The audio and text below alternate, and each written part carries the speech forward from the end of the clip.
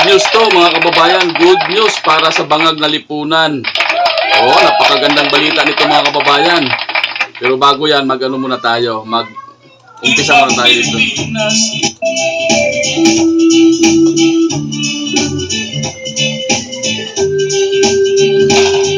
Diba, pangako nyo'y pag Pilipinas at promise diba, murang bigas. Nangako pa kayo ng maulan na bayan, yun pala'y Bangag na Lipunan. Diba, pangako nyo'y pag Pilipinas at promise nyo ba, murang bigas. At nangako pa kayo ng maulan na bayan, yun pala'y Bangag na Lipunan. Yun lang. Yun lang. Yan ang nga bang sinasabi ko eh. Resulta na ba ito ng Bangag na Lipunan? Good news to mga kababayan, good news. Tara, samahan niyo ako mga kababayan. Ibibigay ko sa inyo ang balita na good news. Welcome sa Pinoy ang Birador. Pag-uusapan natin ang mga balitang mahalaga na magmumulat sa atin sa katotohanan kung dapat ba tayong makialam at bumira sa mga nangyayari sa ating bayan. Ito na ba ang resulta ng Bangag na Lipunan? Mga negosyo naaapektuhan na. Mga krimen lumalala. Mga adikto sa kalsada dumarami. Mga holdapan, kidnapan, lalo na yung mga batang kinikidnap, kinukuhaan ng lamang loob na hindi naman binabalita sa mainstream media. Good news yan. Na? Good news. Mga animal kayo. Kidnap for ransom. Pero pinapatay din pag nakukuha na yung pera. Yung mga looters dyan sa sa routine, dyan sa mga bumabiyahing truck, inaakyat yung mga truck. Ninanakaw yung kung mga bakal, kung ano-anong pwede makuha ng mga looter na yan. Hindi si Martin Luther, ha? Hindi si Martin Luther. Yung mga magnanakaw ba?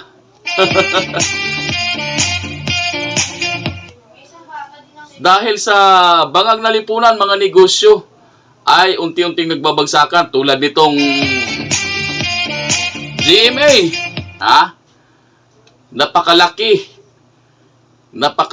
Higanti itong GMA na to. Napakalaki ng negosyong ito. Ito yung pinakamalaking negosyo ngayon sa mainstream media. Ngunit, good news mga kababayan, bumaba ang kita dahil sa kanilang mga fake news. Fake news. Kaming mga, sabi ng mga Tridorcom, kaming mga vloggers na align sa Duterte ay mga fake news peddlers. Pero hindi pala. Mga sinungaling kayo. Kaya pala dumadami naman yung mga viewers namin, yung mga subscribers namin, dumadami na. Dahil totoo yung aming mga binabalita at yung mga reaction namin ay accurate. Ito. Katotohanan, di ba?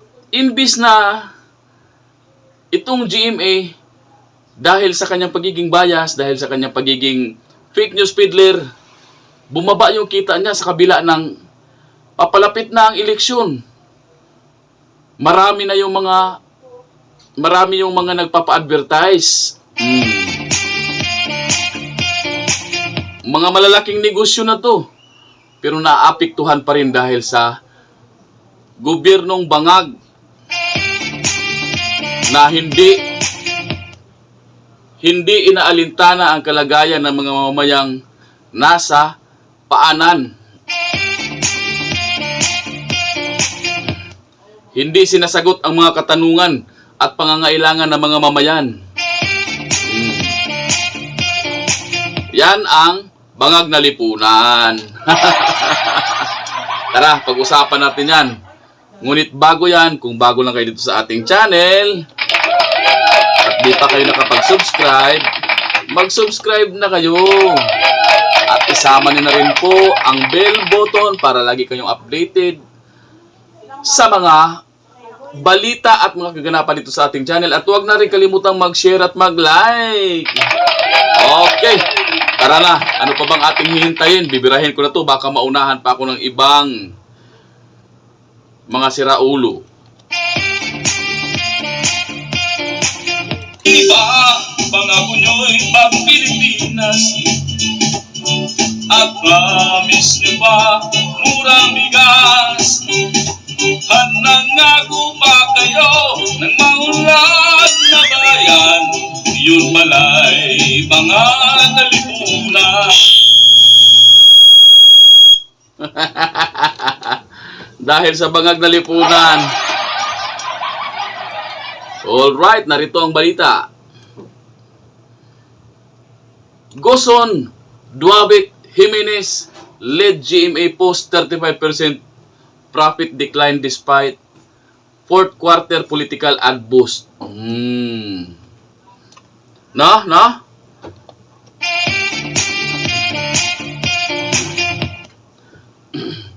Bumaba daw yung kanilang kita, samantalang marami naman ang nagpapa-advertise ng mga politiko. Okay, basahin natin yung buong balita. GMA Network Incorporated reported a 35% decline in net income to 2.07 billion in 2024 as lower advertising revenues dragged down the media giants' overall top-line performance amid tighter industry-wide spending. Yun lang. No? Bumaba sila ng 35%. Ang laki naman nun.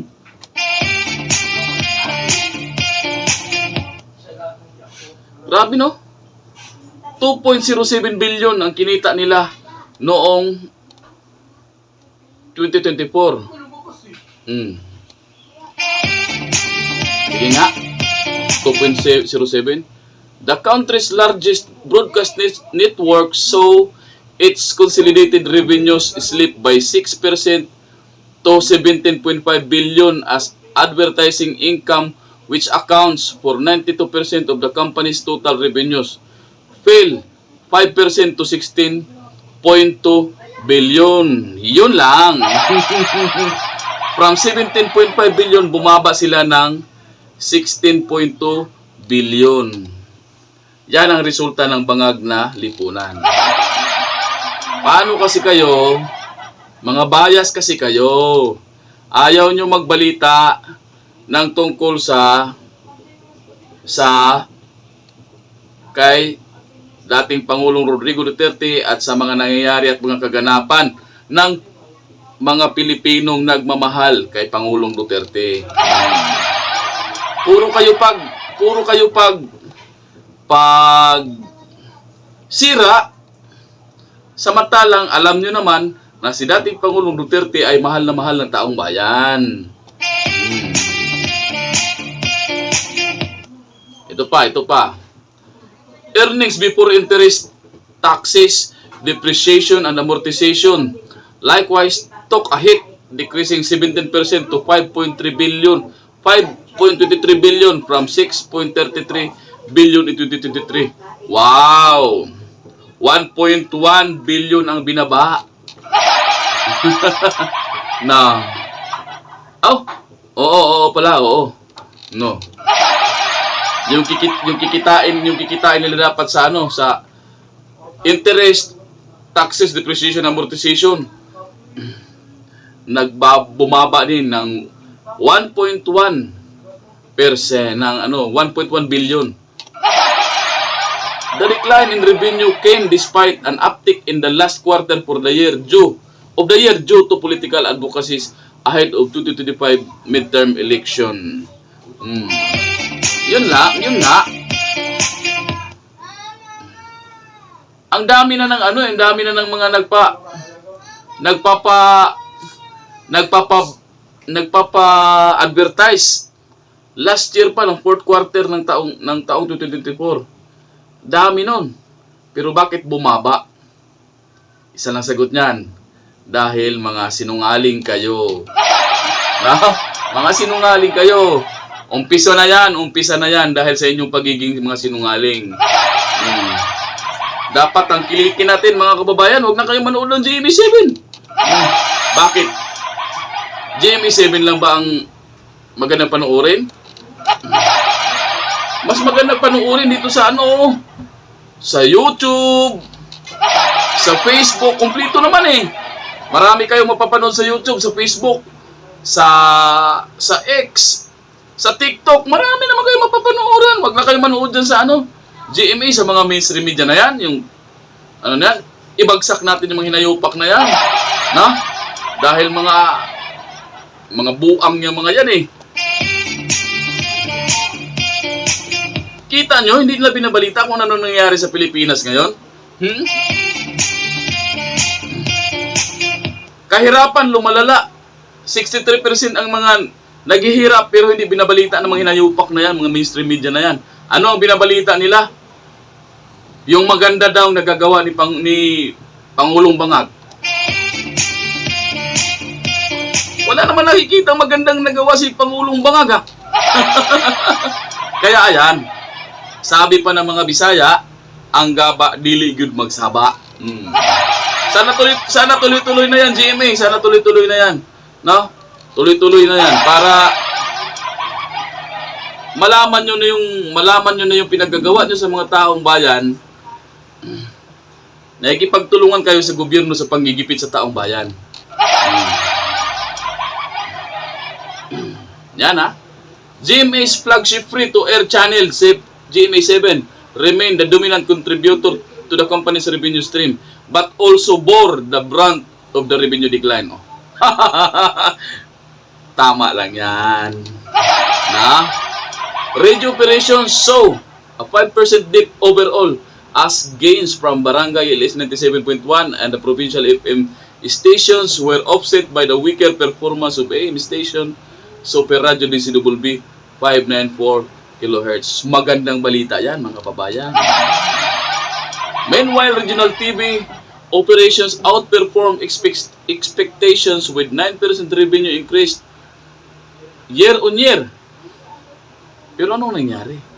Despite the closure of stations in Naga, Ilocos, Zamboanga, and Batangas late in 2024. Anong nangyari? Bakit kayo nagsarado ng inyong mga istasyon sa Naga, sa Ilocos, sa Zamboanga, sa Batangas? Ang gaba, di good magsaba. Stripping out revenues from the closed stations, the remaining 7 RTV stations posted 20% rise in revenues. Mayroon naman pala eh. Tumaas naman pala yung revenue sa RTV stations nyo eh. With all stations closing the year in positive territory. Yun naman pala eh. Di good news din yan. GMA Digital Terrestrial Television segment, however, faltered following the shutdown of Halipap and Pinoy Hits in September. Only Heart of Asia and Heart Movies remained active under the DTT banner, contributing to a shortfall in annual performance. Swerte nyo pa nga, mayroon pa natitira sa inyo eh. Ayusin nyo kasi yung pinagagawa nyo. Ayusin nyo ha. GMA7. Dahil kayo ang fourth state, ang mainstream media ang fourth state, sabi nyo kayo ang tagapagpakita ng katotohanan. Sabi nyo, walang kinikilingan, walang kinakatakutan, trabahong totoo lamang at serbisyong totoo lamang. Anong nangyari?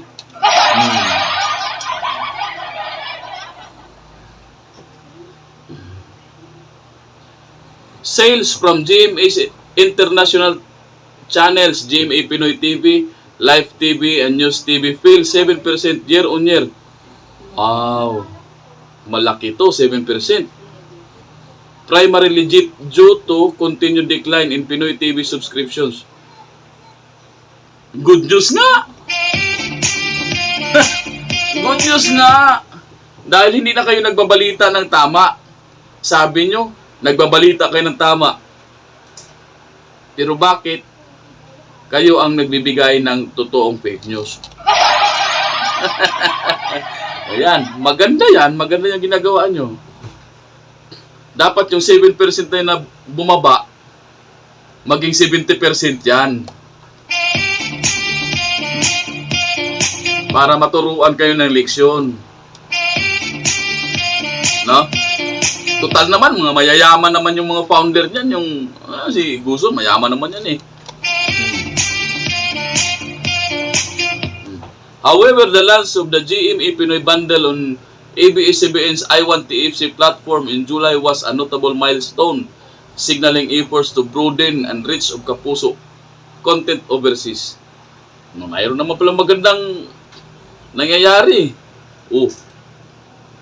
Service revenues including the content production and movie distribution stayed flat at 1.12 billion. Still, there was an 8% uptick in income from external productions, boosted significantly in the revival of GMA films. Mayroon naman pala magandang nangyayari. Palakpakan natin GMA. Tapos, bakit kayo umiiyak sa 35% na binaba?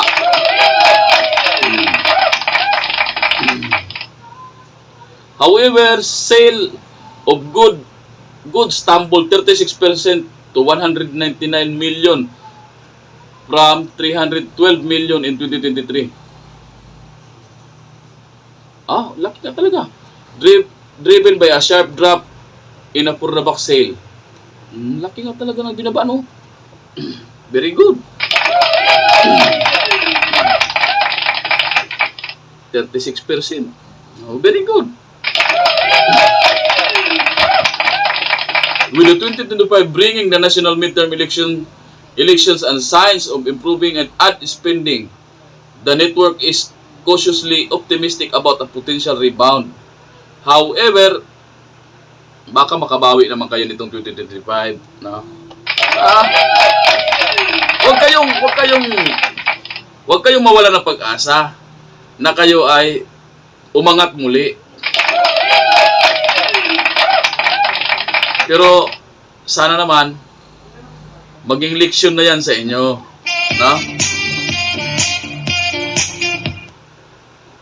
Pero kung katulad ko, ang ibang mga kababayan kong Pinoy hindi tumatangkilik sa mainstream media, kung katulad ko, baka umiyak na kayo ng tuluyan. So yun mga kababayan, yun lang. Huwag nating pahabain yung ano natin. Kasi yung balita nila nakakaiyak din naman eh. No? Maraming salamat sa inyong panonood at sana huwag niyong kalimutang mag-like, mag-share at mag-subscribe. Sana dumami pa tayo dito sa ating channel. Tulungan niyo po ako makaabot ng 10,000 subscribers sa taong ito. Maraming salamat.